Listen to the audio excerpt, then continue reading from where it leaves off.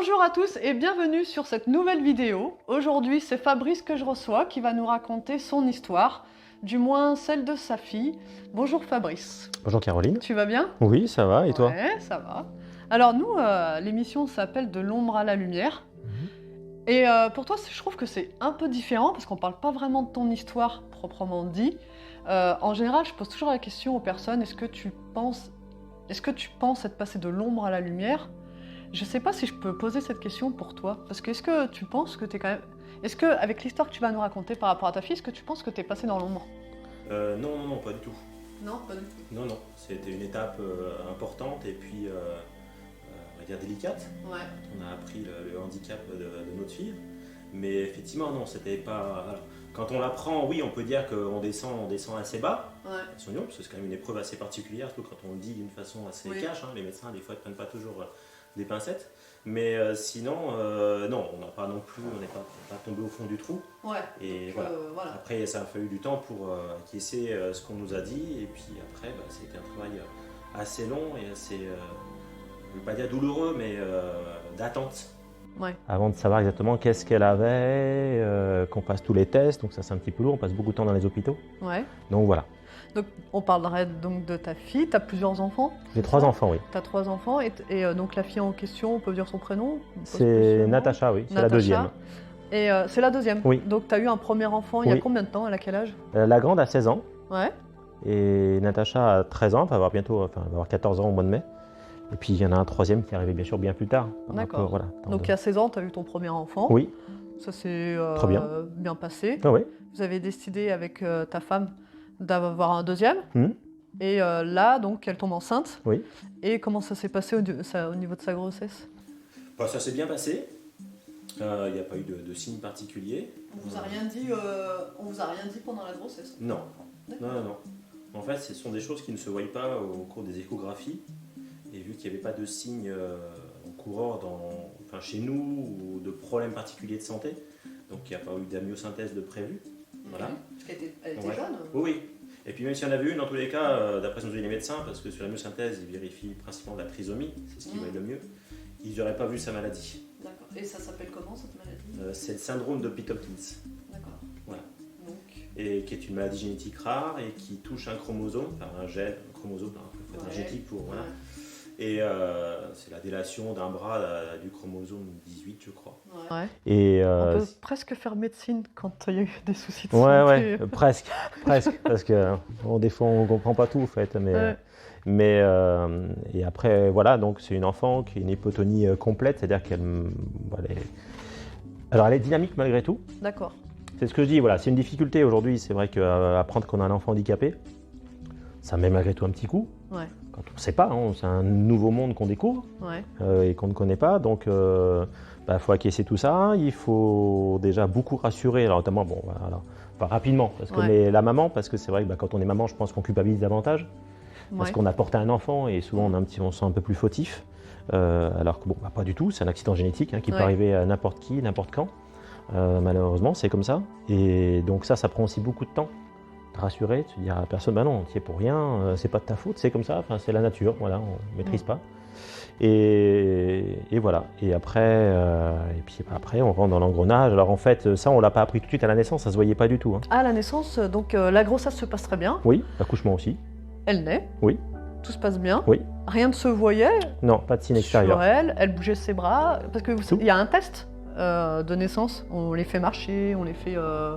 Je sais pas ce que fait la sage-femme quand elle l'emmène, voilà, j'ai pas trop... Il y a un test et en général on dit ça va, et là c'est pareil. Ah oui bien sûr, pas de souci. Non, il n'y avait rien de spécial, il n'y avait pas de membres, pas de doigts, rien, tout allait bien. Et physiquement, maintenant on s'en rend compte évidemment, mais à la petite, on voyait pas. D'accord. Et en fait c'est au bout du 5e mois, normalement un enfant est censé se tenir assis, du 4e, 5e mois, et elle pas du tout. Elle tombait systématiquement, etc. Donc on a appelé la pédiatre, on s'est posé des questions. Et elle nous a dit effectivement, oui c'est bizarre, c'est étonnant, je vais vous envoyer aller voir, il n'y a peut-être rien de grave, mais on va aller voir un pédopsychiatre et puis un neuropsychiatre. Ouais. Et pour qu'il voie un petit peu lui ce qu'il en pense, qu'il est habitué à ce genre de choses. Donc on y a été, et puis voilà, quand je disais tout à l'heure qu'ils ne prennent pas de pincettes, c'était rapide et radical. Hein. Donc vous l'avez emmené à ce rendez-vous, et vous ont consultation. pris longtemps après ou non, ça a été des Je me rappelle pas, non, si ça a été peut-être 3 semaines, 1 mois, voilà, enfin, si je reste, c'est pas long quoi, sur des spécialistes. Et voilà, c'était très simple, il l'a regardé, ses pieds, ses mains et son palais. Et là il nous a dit, bah voilà, votre enfant est handicapé. Comme ça. Oui. Avec un nom de maladie évidemment, et votre enfant est handicapé, donc voilà. Là, il se passe quoi? Je pense qu'on ne comprend pas tout de suite. C'est-à-dire qu'on dit handicapé, ok, alors déjà c'est quoi, comment, pourquoi, et enfin voilà. Donc là il n'a pas les réponses. Ouais. Et puis après, donc tu n'imagines pas, parce que le handicap ça peut être n'importe quoi, le handicap c'est vaste. Hein. Et donc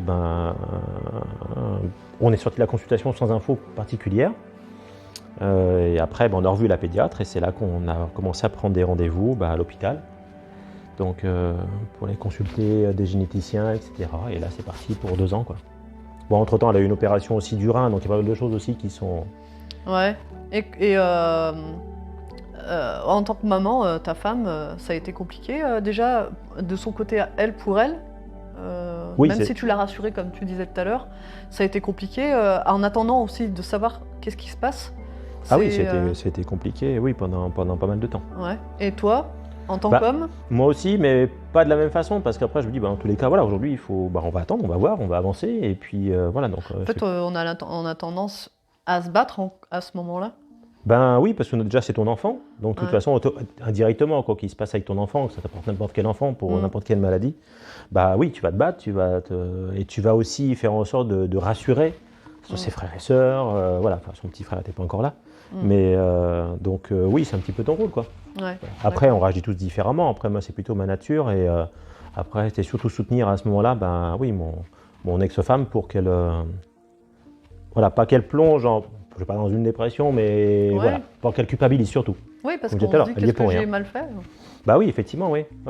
Mais même si on sait qu'on n'a rien fait, c'est un peu le... Non, parce qu'il n'y a pas eu d'excès, il n'y a rien eu. On a eu des excès, tu dis, là, on n'a peut-être pas bien, mais là, pas du tout.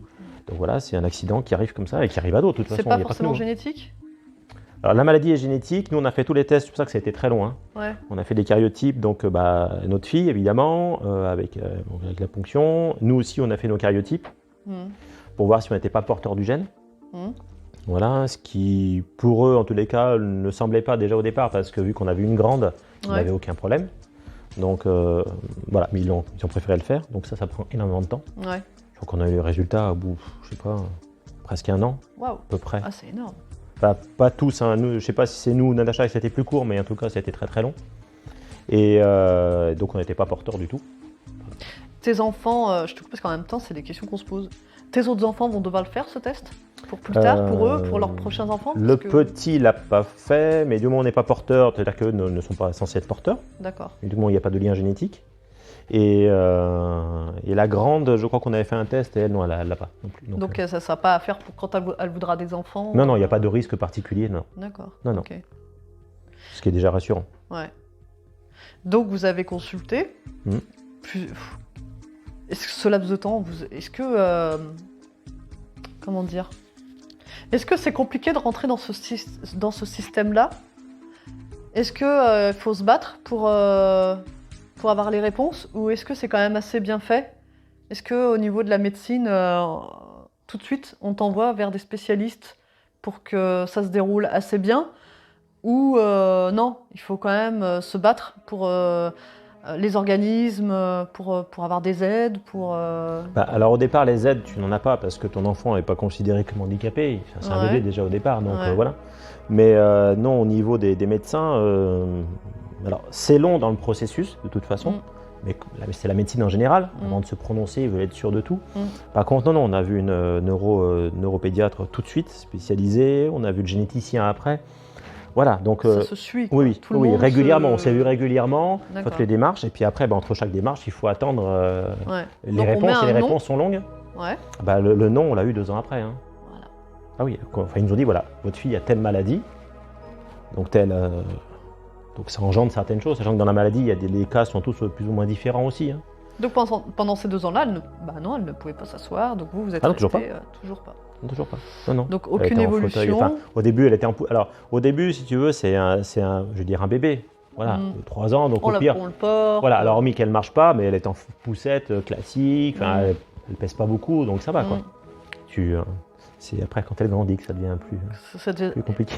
On apprend aux parents de gérer. Quand je vois aujourd'hui, si elle a 13 ans.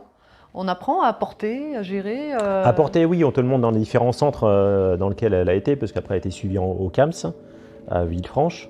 Donc le premier petit centre en fait où se être réceptionnés les enfants qui ont des handicaps différents aussi, où là elle avait des séances de kiné. J'ai perdu le nom. Ouais, je connais pas le milieu. Non, oui, toutes les séances qu'il faut pour voilà, ce qu'elle a aujourd'hui. Même tout ce qui est. Mais moi aussi, je l'ai jamais pour parler.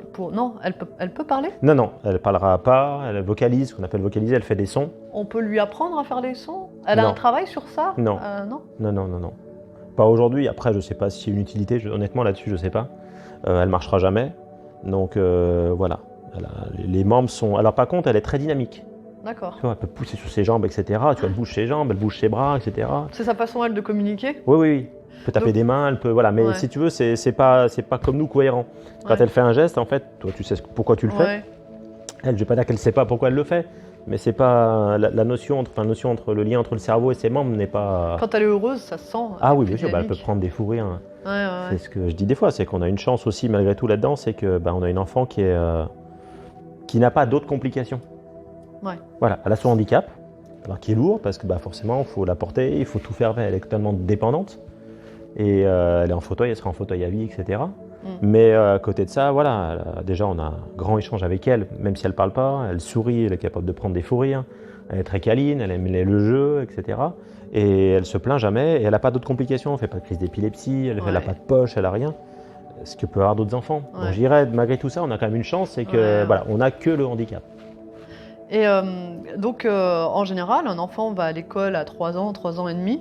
Comment ça s'est passé pour elle ? On t'a demandé, il fallait qu'elle fasse... Qu'est-ce qu'on fait à cet âge-là ? Il faut qu'elle aille dans un centre ? Il faut qu'elle apprenne des choses quand même ?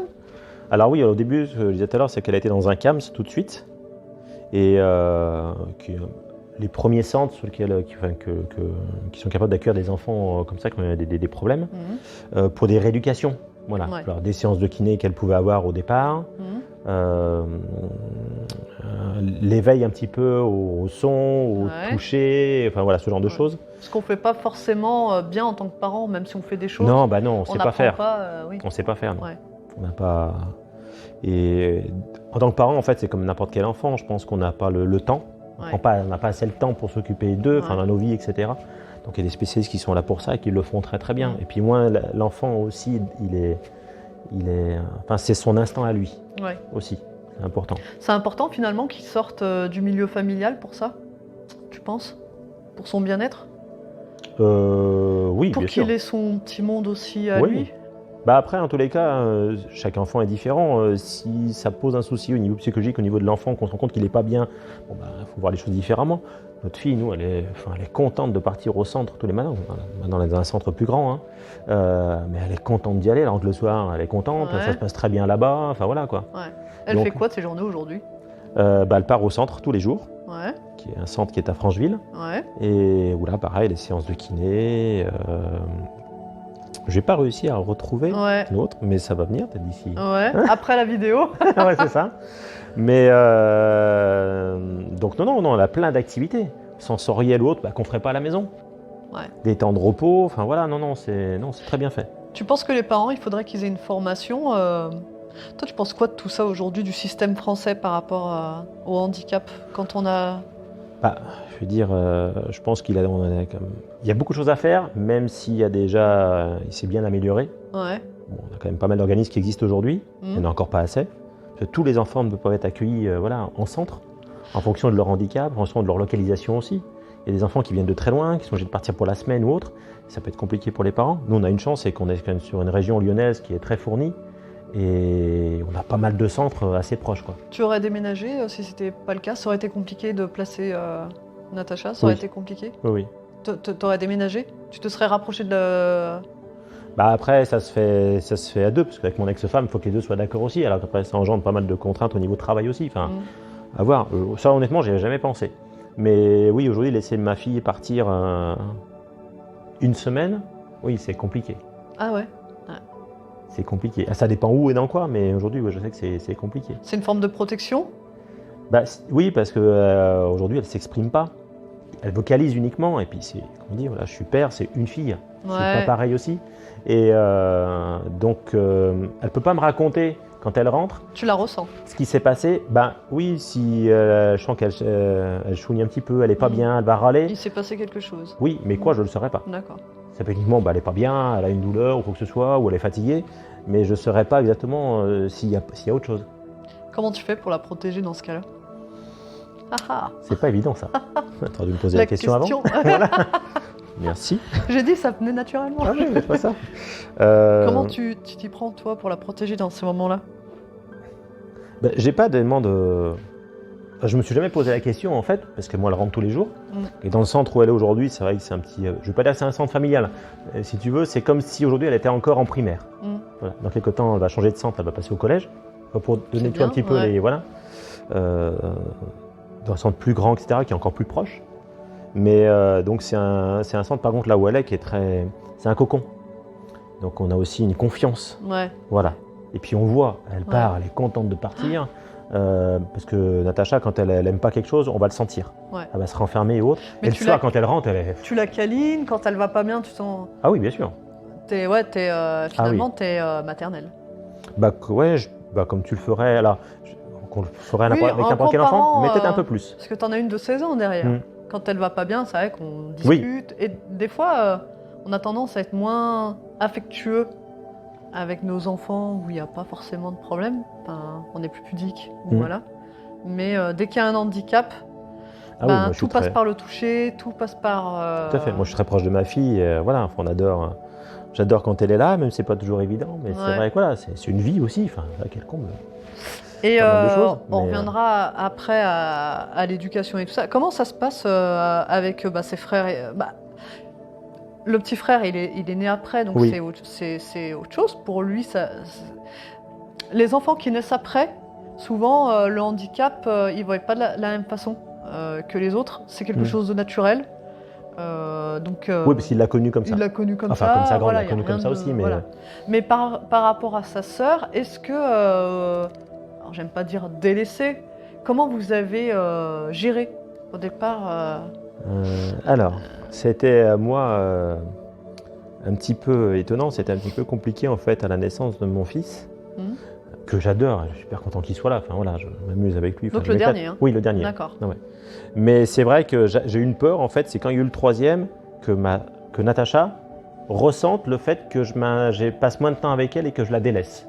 D'accord. Tu vois, j'ai culpabilisé par rapport à ça. D'accord. Voilà. Donc et par rapport à la première non. Est-ce qu'elle s'est sentie délaissée, elle?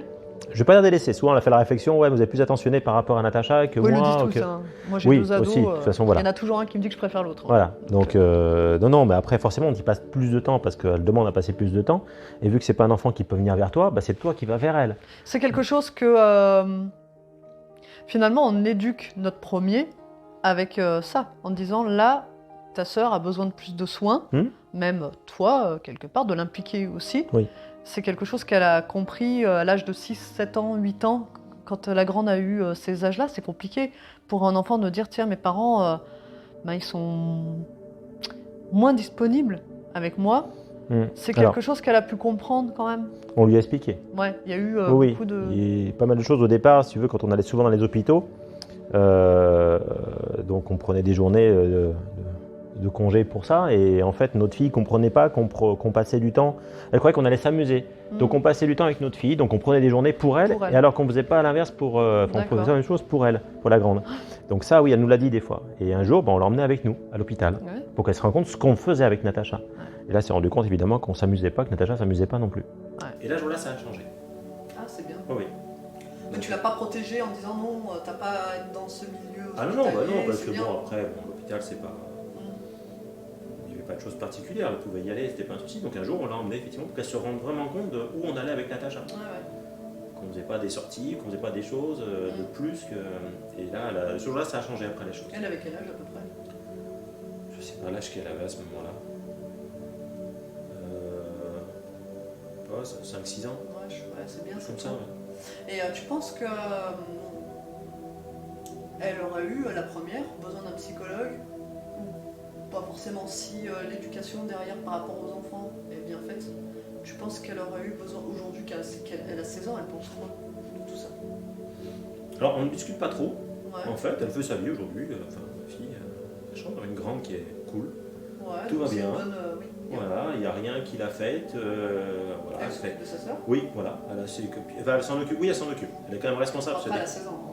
Oui, mais c'est pas évident. Mais il y a des choses qu'elle fait et je suis plutôt contente et fière d'elle parce que je me dis, je lui ai demandé des choses un jour à m'aider. Quand je suis là, elle ne m'aide pas. C'est oui, voilà, tranquille. Normal, ouais. Mais des fois, quand je suis pas là, par rapport à mes horaires de travail ou autre, tant pour les vacances, ben voilà, c'est elle qui la levait du lit pour la mettre dans son fauteuil. Et elle reste avec elle. Ah oui, après elle reste avec elle la journée, etc. Après la petite, il faut qu'elle est dans son fauteuil, voilà. Ouais. Mais donc ça, oui, je suis plutôt assez fier et content d'elle parce qu'il y a des enfants qui n'ont peut-être jamais voulu, ça peut être compliqué. Donc... Ouais. Ah non, elle aime bien. Après, ce qu'elle n'a pas eu ma grande, c'est la relation sœur-sœur. Quoi, jouer, parce que c'est avec 3 ans d'écart, comme n'importe quel enfant, voilà. Donc dans une fratrie, et voilà. Mais aujourd'hui, elle a plein de copines, elle s'éclate, elle est bien, il n'y a pas de souci. Et elle aime quand Natacha est là, et le petit aussi. Ouais. Le petit, il est très proche de sa sœur. Ouais. C'est ça qui est étonnant, qui m'a beaucoup surpris, enfin tant mieux, mais parce qu'il est très... Il aime quand elle est là, il aime pas trop quand on la dispute d'ailleurs. Il la protège. Oui, oui. Ouais. Dès qu'elle fait tomber quelque chose, il va lui ramasser, et souvent quand on se met devant la télé, etc., les soirs, des fois il aime bien que Natacha, je la prenne et je la mette avec nous sur le canapé pour regarder la télé, et puis il se met contre elle, il lui fait un câlin. Donc ça aussi, c'est rassurant en tant que parent aussi. Ouais. Parce qu'on se dit, là-bas, donc... il ne se sent pas à part, il n'a pas de crainte, il n'a pas honte non plus. Même au contraire. Oui, Ouais. non. Donc, Et donc vous êtes séparés par les choses de la vie. Oui. On en a parlé tout à l'heure, c'est pas forcément lié à ça. C'est aujourd'hui comme 99% des couples. Oui, c'est ça. C'est compliqué de s'occuper comment tu gères seul, c'est compliqué, ça reste compliqué. Parce qu'il y en a plein qui pensent que d'avoir un enfant handicapé, tout seul c'est la cata quoi. Oui, après ça dépend du handicap que tu as. Après, c'est pas compliqué, non. Après, tu le fais naturellement. Moi, je me suis toujours occupé même avant, donc ça m'a même quand on s'est séparés, c'est quelque chose qui m'a jamais fait peur. Ça me gênait pas du tout. Après, c'est plutôt dans l'organisation évidemment quand tu travailles. Parce que quand t'es deux, bon voilà, d'accord, il y en a un des fois qui peut commencer plus tard ou autre, voilà, c'est plus simple. Quand c'est tout seul, t'as pas le choix. Après, je dirais entre guillemets, l'avantage quand même, c'est que je les ai qu'une semaine sur 2, donc j'ai une semaine où je peux souffler. Ouais. Voilà, alors que quand tu as été en couple, tu les as 24-24 et tous les jours. Parce que ça pèse, si tu veux, dans le sens au niveau physique. Ouais. Voilà, parce que la soulever tout le temps, voilà, la lever, la coucher, lui donner sa douche aussi. On n'est pas non plus aujourd'hui équipé complètement. Et tu parlais par rapport aux aides, il y a pas mal d'aides évidemment, mais c'est long. C'est compliqué, c'est long. Puis là, c'est en deux. Oui. Autant chez sa mère que ça. Chez toi aussi. Donc c'est pour ça. Donc, non, ça se gère très bien. Enfin, moi, ça m'a. Par contre, tu ne fais pas les mêmes choses que tu ferais avec si j'avais 3 enfants, normaux, ça comme ça. Forcément, tu as un peu plus de complications. Tu vas pas où tu sors pas quand tu veux, comme tu veux, où tu veux, parce que il faut tout emmener, le fauteuil, etc. Et puis il faut l'apporter aussi. Tu t'autorises des moments avec un de chaque enfant aussi pour leur donner d'autres temps, ou c'est souvent les 3 C'est souvent les 3. Après, on a des possibilités aujourd'hui de la faire garder dans des organismes qui existent, des structures comme sur Tassin, où elle peut rester des fois une nuit ou 2 nuits d'internat. On n'avait pas avant, ça peut être un week-end, c'est même pendant les vacances. Donc ça, voilà, ça permet des fois de se dire, tiens, je sais pas, dans 3 semaines, un mois, allez, j'ai envie de partir avec mes 2 enfants, on profite que nous. Voilà, je peux le faire. Ouais. Mais j'en reviens à ce que je disais tout à l'heure, c'est compliqué pour moi aujourd'hui parce que j'ai l'impression d'abandonner mon enfant. Oui. De dire, t'es trop et à cause de temps, donc je te laisse là et puis moi je vais faire autre chose. Oui, ça, c'est un petit peu compliqué psychologiquement. Surtout si tu veux en emmener 2 autres. Encore si tu pars tout seul. Tu te dis, je laisse les 3 enfants, allez hop, c'est les 3 parts, c'est tout le monde dans le même panier quoi. Oui. C'est vrai que si t'en emmènes 2 autres, on se dit tiens, je la mets de côté, mais en même temps il y a des choses qu'elle ne peut pas aller partout faire, puisque c'est pas forcément adapté. Oui. Je trouve qu'il y a encore plein de lieux, ou même on n'a qu'à voir les trottoirs, c'est pas forcément adapté pour des gens en fauteuil roulant. C'est très compliqué. Quand tu pars en vacances, que tu ailles n'importe où, alors la montagne c'est encore autre chose, parce que pour se promener c'est plus compliqué avec un fauteuil. C'est ça. Il y a des stations qui sont équipées maintenant même pour le ski, etc. où tu as des systèmes pour mettre ton enfant et tu peux faire une descente, voilà, il faut maîtriser un petit peu. C'est pareil pour les stations balnéaires.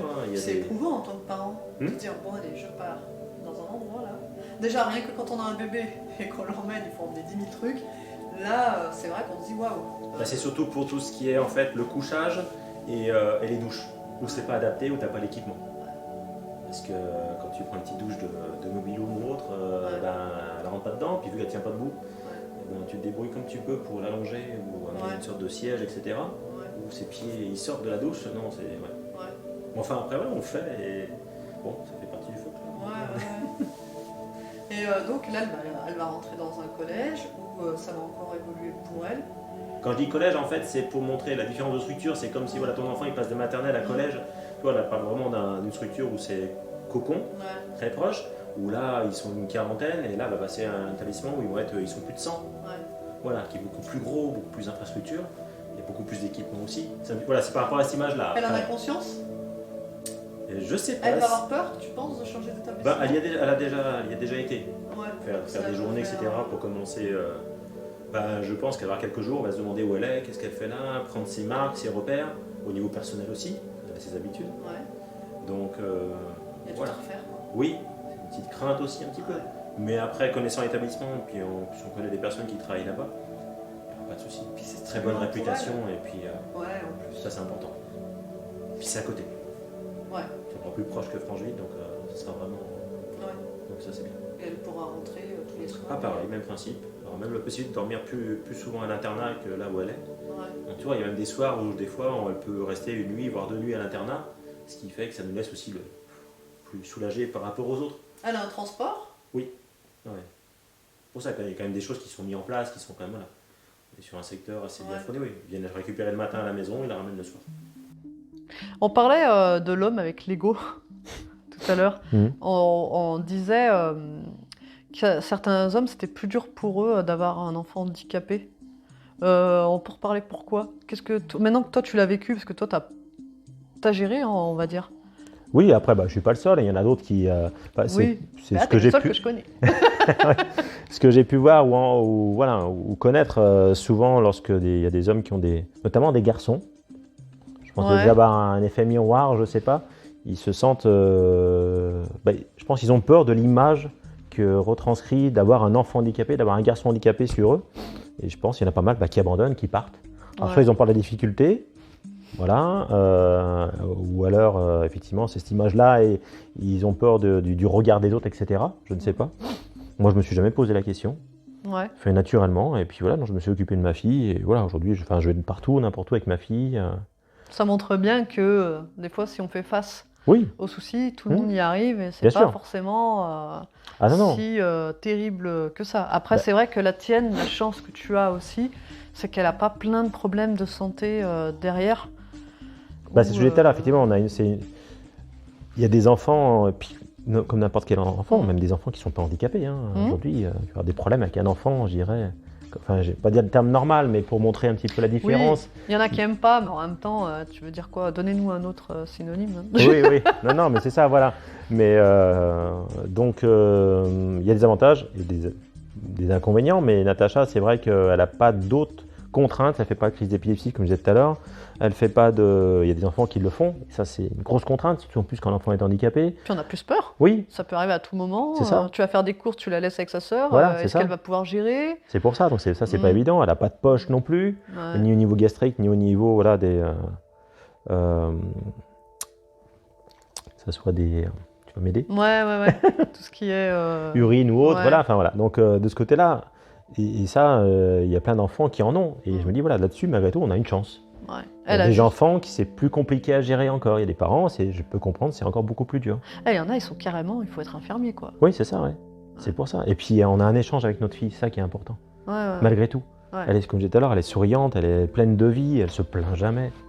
Ça aussi, c'est une leçon de vie en fait, c'est que c'est de se dire, en fait, c'est que nous, tous nos petits mots qu'on peut avoir dans la vie, des petits trucs des fois qu'on peut sembler... Enfin, aujourd'hui, c'est complètement futile quand on a un enfant comme ça. Ouais. Moi, il y a beaucoup de choses aujourd'hui qui me passent carrément au-dessus. T'as évolué alors. Toi, depuis, tu penses que t'as même... Parce que moi, je pense que ça fait partie du domaine de la spiritualité, d'évoluer comme tu le dis, qu'on y croit ou qu'on n'y croit pas, mais voilà. Mais ouais, toi, tu penses que t'as évolué en... J'ai jamais été... je suis jamais quelqu'un qui me plaint beaucoup, mais je pense, et oui, ça m'a fait encore plus évoluer dans ce sens-là. Quand t'entends des gens se plaindre sur leur vie, ou c'est compliqué, en fait, maintenant, je suis beaucoup moins... Voilà. Attention, par rapport à ce qu'on a discuté tout à l'heure. Mais il y a beaucoup de choses aujourd'hui. Il y a des gens, en fait, maintenant, j'arrive plus à accrocher leur discussion. J'arrive plus à avoir de la compassion pour des petits sujets, quoi. Qui, pour moi, mais n'ont strictement aucune importance. Enfin, les gens, aujourd'hui, se prennent la tête pour des trucs vraiment que moi, c'est futile. Quand on vit ça, il y a beaucoup de choses qui deviennent futiles. Et je trouve qu'on vit mieux après. Parce qu'on s'arrête plus à des petits détails. Ça t'a fait évoluer. Oui. En vrai. Ah oui. Et je pense peut-être que mes enfants aussi, indirectement. Ah mais complètement. Ils seront beaucoup plus même mûrs que des enfants qui n'ont pas vécu un handicap à la maison. Oui. Ça c'est sûr. De toute façon, dans la vie, ce qui nous fait évoluer, c'est de galérer quand même. On va pas se mentir. Hein. Plus on galère, plus on évolue. Et plus on comprend des choses. Donc quelque part, même si tes enfants n'ont pas vraiment galéré, mais ils savent que en voyant une sœur qui ne peut pas s'exprimer, ou qui ne peut pas marcher, ou ne peut pas aller courir, ou aller se promener, ils remarquent peut-être la chance qu'eux, ils ont. Et c'est peut-être des personnes qui vont profiter beaucoup plus de la vie. Bah oui, tout à fait, j'espère. Moi, je pense. Mais effectivement, il y a des choses aujourd'hui, oui, je te dis, qui n'ont plus d'importance pour moi, enfin qui sont pas graves. Si mon ongle est cassé, c'est pas grave. Pourtant, non, j'ai un souci. Non, mais ça c'est sûr. Ça c'est sûr qu'on voit pas les choses de la même façon. Et au niveau de tes parents, alors, ils vous ont aidé beaucoup avec ton ex-femme Alors les parents ont beaucoup aidé. J'ai plus que ma maman, mais... Parce que c'est une ancienne génération. Est-ce qu'ils ont vécu parce que des fois, nos parents... Parce que pour eux, ils ont eu peur, ils vous ont mis un peu des choses négatives en disant oh, mais tu te rends compte, comment vous allez faire? Est-ce que ça vous a fait peur ou au contraire, ils vous ont soutenu? Non, ils ont plutôt soutenu. Oui. Après, ils ont toujours plus de peur que nous. C'est normal, c'est des parents. Voilà. Et puis, c'est pas une génération aussi. Voilà. Nous, on est dedans, donc on est au contact direct des professionnels ou autres, donc on sait ce qui se fait, on sait ce qui va se faire. Voilà. Eux n'ont pas forcément toutes les infos en direct, on dit pas toujours tout dans le détail aussi, et ils ont toujours plus de crainte. Voilà. Mais après, il y a beaucoup de gens qui disent, alors, quand j'étais à l'époque encore avec sa maman, ils disent bon, enfin, on vous admire, enfin, jamais vous plaignez, etc. Mais après, tu dis pourquoi se plaindre? C'est naturel, c'est ton enfant, tu t'en occupes, tu peux pas toujours plaindre parce que voilà. Tu fais avec comme n'importe quel problème que tu pourras avoir avec n'importe quel enfant. Je pense qu'on peut pas comprendre. C'est comme quand quelqu'un apprend qu'il a une maladie, un cancer, et qu'il se bat, et qu'on a l'impression qu'il est au courant, mais que de toute façon, la seule carte qu'il a, c'est de se battre. Oui. Donc on lui dit t'es forte, comment tu fais pour pouvoir... Mais elle s'en rend même pas compte. C'est simplement que tant qu'on n'est pas dans cette situation-là, on a l'impression que c'est... que c'est dur, dire que quand tu y es, non, ta seule arme c'est de se battre. Donc tu te rends même pas compte de la difficulté en vrai. Oui, tout à fait. Un jour après l'autre. C'est naturel en fait. Et en fait c'est naturel. Je pose pas de questions. On est fait pour ça aussi. Hein. Mais comme je disais tout à l'heure, c'est vrai que je reviens souvent dessus, mais tu te rends compte qu'il y a pire. Ouais. Puis tu es dans le milieu hospitalier, hein, tu vois très bien. Hein. Oui, c'est ça, oui, bien sûr. Ouais. C'est là qu'en fait tu te rends compte qu'après, chaque fois que tu as une difficulté, souvent tu as l'impression d'être seul au départ. Oui. Et après, tu rencontres des gens, tu fais partie d'associations, etc. Et en fait, non, il y a plein de gens qui sont touchés par le handicap. Et quand tu discutes avec les gens autour de toi, que tu connais plus ou moins, mais tu n'as pas abordé certains sujets, d'un coup, ils disent « Ah oui, mais oui, moi aussi, j'ai quelqu'un, j'ai ma soeur, j'ai ma cousine, j'ai ma tante, j'ai ainsi. » En fait, tu te rends compte que tout le monde est confronté à un moment donné, dans sa famille, à un moment donné, bien sûr, à un handicap. Tu t'es pas fermé. Tu t'es pas fermé. Tu t'es ouvert. Tu as voulu savoir, tu as voulu... Savoir par rapport à quoi ? Tu parles d'association et tout, tu as essayé de voir avec d'autres parents, parler même avec d'autres parents Par rapport au centre, notamment où Natacha va, oui, il y a eu des choses qui ont été mises en place, des rencontres parents, etc. C'est bien ça. Oui, pour discuter. Donc c'est là que tu te rends compte qu'il y a différents handicaps. Tu te rends compte que certains, c'est beaucoup plus dur que toi. Donc voilà, et qui n'ont pas non plus les mêmes aides en termes d'établissement aussi. Voilà. Donc par rapport à la maladie de l'enfant, voilà. Donc c'est pour ça, je lui dis alors oui, dans tout ça, on a quand même une chance. C'est que notre fille, entre guillemets, va bien, hormis son handicap, et puis qu'elle est accueillie dans un centre et qu'elle va changer de centre sans aucun problème, et qu'il y a un transport, qu'il y a tout, donc voilà. Tu penses que les gens donnent de la force quand on partage? Comme là, on partage une histoire, quelque part. Tu penses que quand d'autres personnes ont partagé leur histoire, pas forcément comme on fait là, mais qui ont partagé leur histoire, tu penses que ça t'a rendu plus fort, que ça t'a rendu... Ça t'a reboosté? Tu dis le fait de partager? Ouais, le fait de partager, le fait que quand d'autres personnes du centre t'ont partagé leur histoire, leurs difficultés, ça t'a rendu plus fort? Oui, plus fort. Enfin, plus fort, oui. Tu relativises encore plus certaines choses. Voilà, tout à fait. En disant, effectivement. Ouais. Nous, à côté, c'est rien, quoi. Ouais. Donc, dans tous les cas, ça a toujours discuté avec d'autres personnes qui se confrontaient aussi à des problèmes plus ou moins similaires. Ouais. Ça permet des fois aussi de trouver des solutions par rapport à l'éducation, par rapport au côté matériel ou autre. Tu dis, ah oui, tiens, j'avais pas pensé à ça, c'est pas mal, effectivement. Et ça, c'est la première chose. Et puis après, ça permet aussi, oui, comme tu disais, de se rendre compte que y a pire. C'est malheureux, mais... Alors là, aujourd'hui, elle est suivie. Oui. C'est plus elle va grandir, qu'est-ce qu'on vous dit sur sa vie C'est un peu le côté un peu... est-ce que on lui... je sais pas si tu veux en parler, mais est-ce qu'on lui donne une espérance de vie, ou vu qu'il n'y a pas, au niveau du cœur, vu qu'il n'y a pas d'activité physique, qu'est-ce qu'on les médecins pensent sur son évolution? Alors, ils ne donnent pas d'infos par rapport à ça. Déjà, ils n'ont pas assez de recul par rapport à la maladie. D'accord. Parce qu'au début, en fait, quand ils ont découvert la maladie, il n'y avait que 9 cas en France répertoriés, similaires à elle. D'accord, similaires. Oui, mais ça, c'était au début. Bon, maintenant, il y en a beaucoup plus, et puis après, dans le monde entier. Donc après, le temps d'avoir réceptionné les données de tout le monde, etc., de faire des comparaisons, et voilà. Donc, je ne pense pas qu'ils aient le recul aujourd'hui pour dire elle va vivre 20 ans, 30 ans, 50 ans, 60 ans. Ouais, ou toute une vie, d'accord. Voilà. Donc... Elle n'a pas de signe, si tu veux, particulier, parce qu'elle n'a aucun problème cardiaque. Petit souci de rein, mais elle a été opérée, donc maintenant ça va. Et puis sa scoliose, mais ça c'est différent. Elle n'a pas d'autres problèmes qui pourraient jouer, je dirais, sur sa durée de vie. D'accord. Mais elle est suivie régulièrement et... Oui. Déjà, elle est suivie tout le temps au centre, parce qu'il y a un médecin au centre aussi, donc il y a quelque chose qui ne va pas. Ils les connaissent par cœur après. Oui, tout à fait. Qu'est-ce que tu aurais à dire pour des personnes qui vivent la même chose aujourd'hui et qui sont perdus? Ils se sentent perdus? Déjà, il faut se rapprocher d'associations, parce qu'il y en existe plein, d'assistantes sociales ou autres. Ensuite, c'est vrai que quand son enfant va dans un centre, il y en a plein aujourd'hui, après il faut en fonction de la maladie, à proximité ou pas, il ne faut pas avoir peur de le laisser, parce que l'enfant est content. Enfin, si après il faut vérifier, il faut aller voir comme l'établissement. Un bon établissement, que l'enfant soit bien accueilli, bien protégé aussi, ce qui est de plus en plus le cas, même si à certaines époques c'était un peu plus compliqué. Tu prends comment? Tu poses des questions? T'es pointilleux? T'es pénible?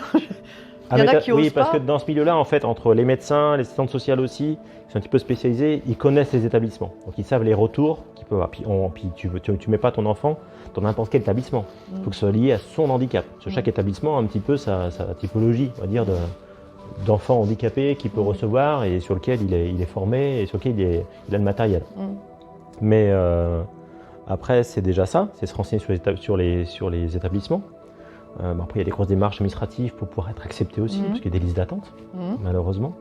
Mais après, non, c'est continuer, je dirais, à se battre. Et puis, parce que c'est son enfant, et il y a toujours de belles choses. Du moment où il y a un échange avec l'enfant, et ça, c'est important. Ouais. Voilà, qu'il y a toujours pire. Voilà, c'est des enfants qui sont encore beaucoup plus malheureux, des questions de distance ou autre. Il y a plein Il y a plein de choses.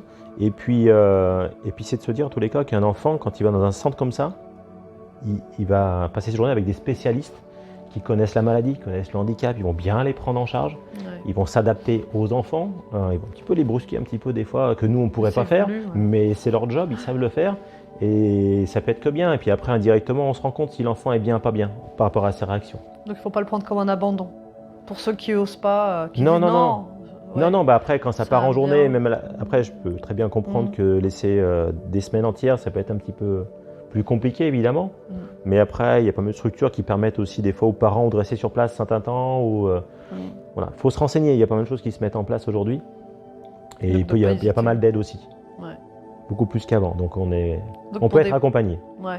Pour des personnes qui se sentent dépassées, en vrai, on peut avoir un réel soutien. Le système est quand même... Oui, il y a beaucoup de progrès encore à faire. C'est surtout long au niveau des démarches. Mais voilà, il ne faut pas baisser les bras parce qu'on a le droit quand même à certaines choses. Il faut tomber sur une bonne assistante sociale. Voilà, de ne pas hésiter à changer si ça ne convient pas. Quoi. Tout à fait, ouais. Oui. Ouais. Et puis le corps médical aussi. Ouais. Ils sont au courant. J'irai aujourd'hui des neuropédiatres, une neuropédiatre qui a suivi Natacha. Au départ, à l'hôpital de Villefranche, c'est une personne qui travaille au CAMS de Villefranche, qui connaissait très bien la structure à Francheville aussi, le centre où elle est aujourd'hui.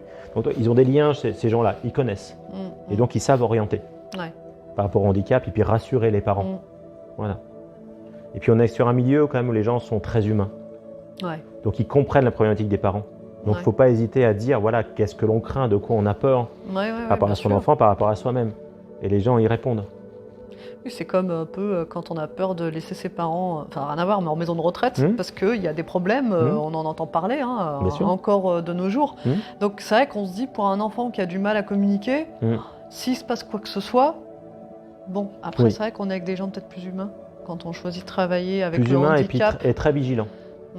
Voilà, parce qu'ils savent aussi les problèmes qu'il a pu avoir ou qu'il y a dans la vie courante. Donc ils sont très très vigilants à certaines choses. Ouais. Donc voilà. Après, c'est comme dans tout, le risque zéro n'existe pas. Oui, bien sûr. Et dans ce cas-là, on ne ferait rien. Bien sûr. Donc, mais non, c'est quand même bien. Nous, on est très contents des structures, ceux où elle est, où elle va aussi. Même si ça va être plus grand, ça va être un autre monde pour elle. Ouais. Mais ouais, on sait qu'elle sera bien parce que les gens qui y travaillent, qu'on connaît, on dit non, ne vous inquiétez pas, c'est super, elle sera super bien. Et tous les parents qui ont mis leurs enfants là-bas sont super contents. Ouais, il faut un bon travail aussi par rapport aux parents, quoi. Il faut un bon travail ils vous soulagent, complètement, oui. Ils vous redonnent confiance, tout à fait, ils vous enlèvent une épine du pied. Oui, puis ils sont très ouverts. On peut les appeler quand on veut, on peut demander. Tous les jours, s'il faut, demander comment va l'enfant. Si on a le moins de doute, la moindre crainte, ils nous répondent, mais toujours avec gentillesse. Et au niveau de ton travail, toi, tu as des aides par rapport au niveau des horaires, quand on a un enfant handicapé, ce qui est... Il y a des aides par rapport à ça ? Oui. Ouais, moi, il y a des gens qui viennent le matin, qui viennent s'en occuper, vu que moi je commence tôt, qui viennent s'en occuper pour la mettre au transport. Donc ils la lèvent, ils la changent, ils mettent son corset, ils donnent son petit déjeuner. Mais toi, par rapport à des jours de congé, je ne sais pas si tu travailles en entreprise, c'est ça ? Tu n'es pas à ton compte ?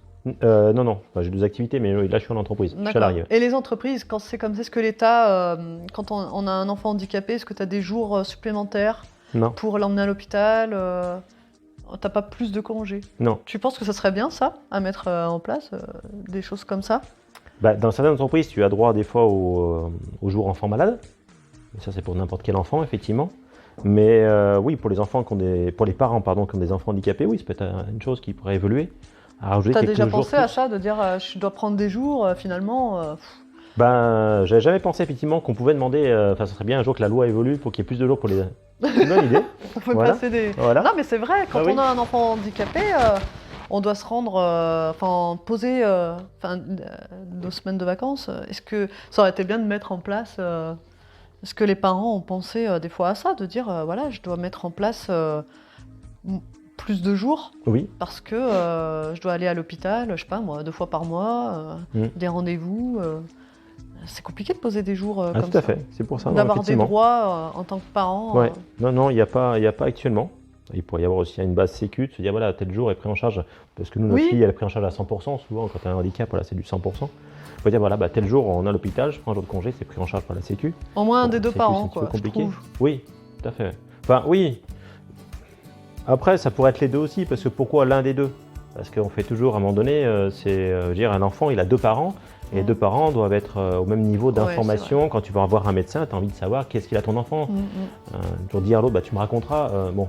Ouais, c'est compliqué. Voilà, j'ai pas pu poser moi un jour. C'est ton rôle, et puis tu accompagnes ton enfant aussi. Donc non, il faut que ce soit pour les 2 parents. Ouais. Mais c'est comme ça qu'on peut trouver aussi des solutions. C'est oui, tout à fait. Se dire, c'est vrai que c'est compliqué. Comme je disais tout à l'heure, il y a pas mal de choses encore à faire évoluer sur le handicap. Ouais.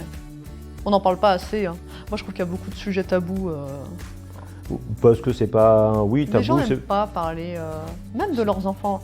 Là, le fait que tu veuilles faire cette vidéo, c'est bien. Et puis, je trouve ça même, on va dire, courageux. En gros, parce qu'en plus, en étant un homme, on en a parlé tout à l'heure, souvent, on n'aime pas trop dévoiler... Oui, parler de sa vie, après, on a chacun nos fardeaux, à différents niveaux. C'en est un, mais après... Mais tout le message, c'était que malgré tout ça, donc on relativise beaucoup de choses futiles de la vie, des fois qui nous pourrissent alors qu'elles n'ont aucune importance. Et quoi qu'il arrive, dans tous les cas, on vit, on fait des choses. Elles sont différentes, mais on les fait. Et puis il y a beaucoup de structures aujourd'hui qui sont capables d'accueillir ces enfants, donc ils peuvent même malgré tout garder du temps libre. Ouais. Voilà. Tout est à faire encore. Oui. À évoluer. Oui, comme dans tout, on peut que progresser. Il y a déjà pas mal de choses qui ont été faites, mais effectivement, tout n'est pas fait encore. Mais ça prend beaucoup de temps, ça c'est l'administration française. Ouais, on va pas trop se plaindre, mais en même temps, l'administration française, c'est plus il y a des papiers, plus c'est long. Des fois, on se demande pourquoi certaines choses mettent autant de temps, mais bon, c'est... oui. Bon, on est quand même pas trop mal lotis non plus. Donc, non, c'est vrai. On a quand même de la chance par rapport au niveau du handicap, en tous les cas, il y a eu pas mal d'évolutions, et quand on voit tous les centres, tous les organismes qui existent, voilà. On peut mieux faire, mais c'est déjà bien. Ouais. À faire évoluer. Tout à fait. Donc le message, c'était de ne pas hésiter à faire appel aux spécialistes, de ne pas se refermer et à croire qu'on peut tout faire tout seul. Parce que finalement, on ne fait pas forcément évoluer notre enfant non plus, ni nous. Parce que, encore une fois, c'est ensemble qu'on apprend aussi, c'est ensemble qu'on évolue. Et puis, moi, en tout cas, je te remercie d'être venu aujourd'hui. Merci à toi. D'avoir partagé ton histoire. Et je te souhaite, surtout à Natacha, une bonne suite oui, pas pour moi, sa rentrée que... prochaine. Toi, bon. En tout cas, je te remercie beaucoup. Ouais. Je vous retrouve très bientôt pour une prochaine vidéo. Sur ce, n'oubliez pas, on évolue tous ensemble. Je vous remercie